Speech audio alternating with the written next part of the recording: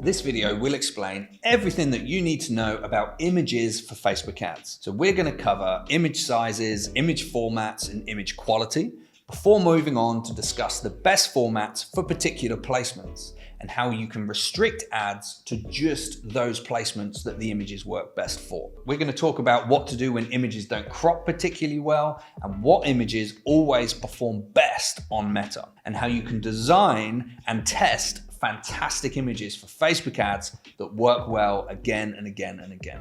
Now this video will be quick with no fluff, so I've added timestamps in the description to quickly help you get all of the information that you need. Now first up, we're going to talk about image sizes, image formats, and image quality, because if you don't get those things right, your ads are never going to run. For best results, always use a PNG or a JPEG. Now Meta does support other image formats. You just may not get the best quality with them, and you may get the occasional error message, or your ads might get rejected. Now, sometimes other formats work great, but sometimes not. But if you stick to a PNG or a JPEG, it'll work every time. There really isn't any need to use anything other than a JPEG or a PNG, because there's so many free image converters online that you can just go on there, pop your other files in, and it will just create a high quality JPEG or PNG for you that you can use on Facebook. Next up is image quality, and we recommend no less than a 1080 by 1080 pixel resolution. Now you can go lower than that, you can drop the resolution down a little bit, but what we have to bear in mind is that your images are going to be displayed directly alongside your competitors. Let's say you're selling sports equipment, and if your sports equipment ad has a lower resolution and lower image quality than your competitors, which is coming up next in the feed, then are you going to really win that click? Are you going to win that business? So we really do need to think about image quality. 1080 by 1080 is absolutely fine. You can drop lower, but it will vary depending on the placement, how low that you can go. So there are three main image sizes that you can use in Facebook ads. And when I say Facebook ads, I mean Instagram as well. I'm talking about Meta more broadly. So the first one is 1080 by 1080. That is the square. You can't really go wrong if you use square images, because it will format to every single placement on Facebook. However, the issue then becomes when you want to crop the images. And if you've got text that is written across the top and the bottom or something like that, the problem is we can potentially crop that out. But we're going to dive into the computer in a minute, and I'm going to show you exactly how you get around that. So the next one is the vertical. You'll be used to seeing on Instagram predominantly, but also on Reels and things where other images can display. And that's 1080 by 1920. And the other one is the horizontal, where you're going to see, this is more sort of like the landscape type things that are in some more niche placements across Facebook and Instagram. And that is 1080 by 566, that will help you out with that. So let me just jump into the computer and I'll show you exactly how you can move these around and crop, and some of the issues that you may come across. Then we're going to go ahead and we're going to talk about how you can potentially use images for specific placements and restrict your advertising just so the images go into that. This is a square image from a client of ours called the Football Fun Factory. They're a national football franchise business. And the square image, of course, fits perfectly in this part, which is for the feeds, the in-stream ads, videos, and search results. So there it fits perfectly, but here it doesn't, you see. And you can move it around, but because there's text that goes across the top and the bottom, it just doesn't fit perfectly. And this will be going into the stories and Reels and the apps. So the Reels is quite a strong advertising placement, even for images. Nowadays, when you have a look at some of your data, you'll notice that a lot of views and a lot of conversions really do come from the Reels section. So if you select the original, obviously it fits better when you do it in the 9 by 16, but if you can't, because you've got a square image and you crop it like this to the original image, and you have these gray parts at the top and bottom, you don't need to worry, because what Facebook is going to do is use the AI, and it'll essentially bleed this blue color directly across the gray. So it's not going to look like a really ugly placement. It's going to look natural. It's going to look normal. It's kind of similar to when you're watching a widescreen movie and you've got the black lines on the top and bottom. You don't really notice they're there, but it bleeds it through. So it will look absolutely fine. And that is also the same for this placement here.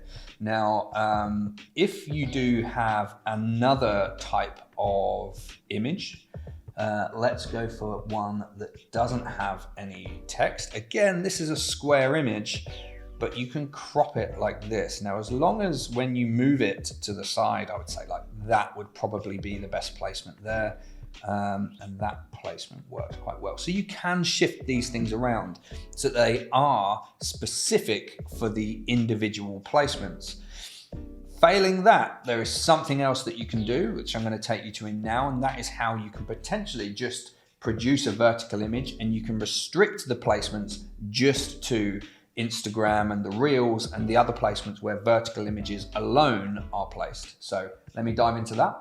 And what you'll see here is Advantage Plus placements. This is automatically pre-selected nowadays because Facebook is trying to assume all of the control for your advertising with this Advantage Plus. It's kind of like what Google did with Performance Max, and it's trying to maximize their AI, but it's not always the best thing for your advertising. Now, if you want to restrict your placements into just Instagram, for example, we'll treat that as the example here. You come down here and you select Edit, and then you select Manual Placements, and then you can quite simply just deselect the part where you don't want it to show. Now you can do that manually down here. I've just done it in the quick fire way here, just taking it off Messenger, Audience and Facebook.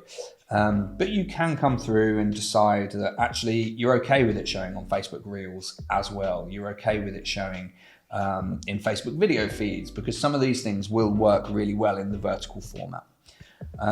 So that's how you do it. So if you've only got a vertical image and you think it's a great image and you don't want to water it down and show it in square in the horizontal format, then that is exactly how you do it. So let's talk about what images work best for Facebook ads. And I will start with a health warning, because anybody, any influencer, YouTuber, whatever, who comes out and says this is what works best for Facebook ads, they are lying through their teeth to get clicks and follows and likes and all the rest of it. Everything comes down to testing, testing, testing. It never ceases to amaze us at Lilac James, and we run ads for a range of different clients right across the country, many different verticals, industries, countries as well, and never ceases to surprise us that images that are working best. So you have to test. One way you can start researching what images are working best is to see what other competitors in your landscape are doing. So one way, we'll dive into the laptop and I'll show you how to see what other people are doing. And I'll also talk you through some considerations that you need to have when you're looking at their ads, because in the main, although they might be running ads, you don't know if those ads are working. So they are running creatives. You can't simply copy those creatives and hope that they're going to work for you, because they might not be working for them. So you have to go through this testing process, which I'm going to explain now in detail.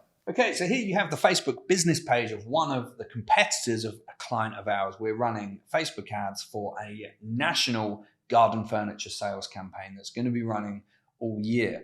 So if we come to About, because I want to see the type of creatives, or you want to see the type of creatives that your competitors are running, so you can get some inspiration. So you come down here to See All, go to Ad Library, opens up a separate window, and you can see all the ads that they're actively running, and you can see that this business is running a range of high quality creatives. And I will just put a health check on there because we don't know the performance behind these ads. What we know is that they're running ads and they're running good creatives that look, visually compelling. They're running a mix of images, carousels, and videos. So it does look like they've got some professionalism behind their ad builds, but we don't know how well these are actually performing. So you do have to go through this testing process. One way of determining when images might be working really well is you can see here to how long they've been running. If someone's been running a particular image for months on end, you can bet your bottom dollar that that is going to be a high performing creative, a high performing image. And we've got a range of clients where we've been running the same images, the same campaigns, literally all year, because it just continually picks up clients like clockwork.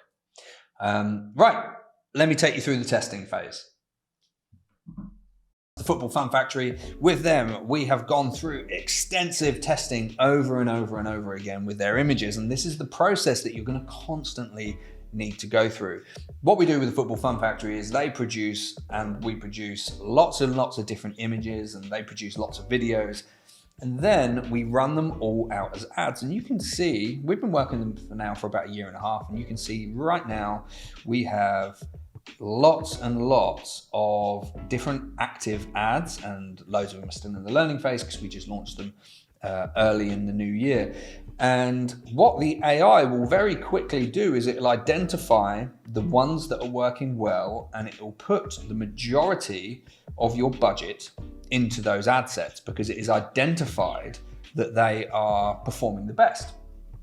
And over time, let's say you've got 10 images, you'll identify the 3 or 4 which are working best. And the process you need to go through is to take those 3 or 4 images and discard the other 6 to 7, and then create another range of images based off what's already working well and based off what your competitors are doing. And you just continually go through this testing process. So you run a campaign, you identify the top performing creatives, you bin the rest, you think about what's working best. Don't create something exactly the same. It has to have slightly different characteristics, has to be slightly improved. But what was the messaging in the image? What people were showing in it? Was there calls to action in it? All this stuff needs to be considered. It will always surprise you. This video here, the penalty video, we've got time and time again, this performs well. This campaign, it's not performing the best.